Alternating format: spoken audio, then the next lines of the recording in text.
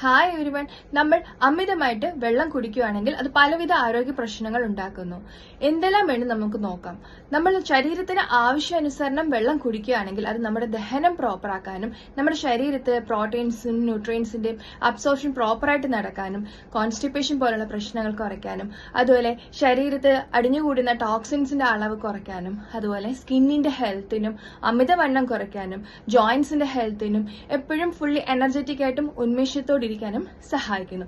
എന്നാൽ അമിതമായിട്ട് നമ്മൾ വെള്ളം കുടിക്കുകയാണെങ്കിൽ നമ്മുടെ ശരീരത്തിന്റെ ലവണങ്ങളുടെ കോൺസെൻട്രേഷൻ ലെവൽ കുറയുന്നു. പ്രധാനമായും സോഡിയം അയണിന്റെ കോൺസെൻട്രേഷൻ ലെവൽ കുറഞ്ഞു പോകുക.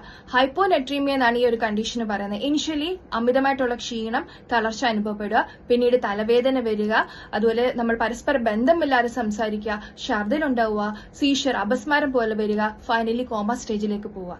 നമ്മൾ എത്രമാത്രം വെള്ളം കുടിക്കണം എന്ന് ഡിസൈഡ് ചെയ്യുന്ന ചില ഫാക്ടേഴ്സ് ഉണ്ട്. ഒന്ന് പ്രായമാണ്, പിന്നെ ശരീരഭാരമാണ്, പിന്നീട് ചില ഹെൽത്ത് ഫാക്ടേഴ്സ് ലൈക്ക് പ്രഗ്നൻസിയിൽ അമിതമായിട്ട് അതികഠിനമായിട്ട് വർക്ക് ചെയ്യുന്നവരില് അതുപോലെ വൃക്ക സംബന്ധമായ രോഗമുള്ളവരിൽ എല്ലാം തന്നെ വെള്ളം കുടിക്കുന്നതിന്റെ എമൗണ്ട് ഡിഫറെന്റ് ആണ്. പിന്നീട് ഒരു ബേസിക്കലി പറയുവാണെങ്കിൽ ഒരു 6 മാസം വരെയുള്ള കുഞ്ഞുങ്ങൾക്ക് അമ്മയുടെ ബ്രസ്റ്റ് മിൽക്ക് ധാരാളം. പിന്നീട് ഒരു 6 മാസം മുതൽ 1 വയസ്സുള്ള കുഞ്ഞുങ്ങൾക്ക് ഒരു 120 ml മുതൽ 240 ml വെള്ളം ആഡ് ചെയ്യണം. പിന്നീട് 1 വയസ്സ് മുതൽ 3 വയസ്സ് വരെയുള്ള കുഞ്ഞുങ്ങൾക്ക് 750 ml മുതൽ 1 ലിറ്ററോളം വെള്ളം കുടിച്ചിരിക്കണം. പിന്നീട് 4 മുതൽ 8 വയസ്സുള്ള കുഞ്ഞുങ്ങൾക്ക് 1 ലിറ്റർ മുതൽ 1.5 ലിറ്റർ വരെ മാക്സിമം കുടിച്ചിരിക്കുക.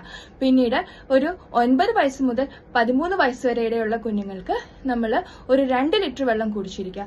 പിന്നീട് ഒരു 14 വയസ്സ് മുതൽ 18 വയസ്സ് വരെയുള്ള ആളുകൾക്ക് ഒരു 2 മുതൽ 2.5 ലിറ്ററോളം വെള്ളം കുടിച്ചിരിക്കണം. ഒരു 18 വയസ്സിന് ശേഷമാണെങ്കിൽ ഓരോ 25 കിലോയ്ക്ക് 1 ലിറ്റർ വെള്ളം എന്ന കണക്കിൽ കുടിച്ചിരിക്കുക എന്ന് പറഞ്ഞ് ഒരു ദിവസം മാക്സിമം ഒരു 3 ലിറ്റർ വെള്ളം കുടിച്ചാൽ മതിയാകും.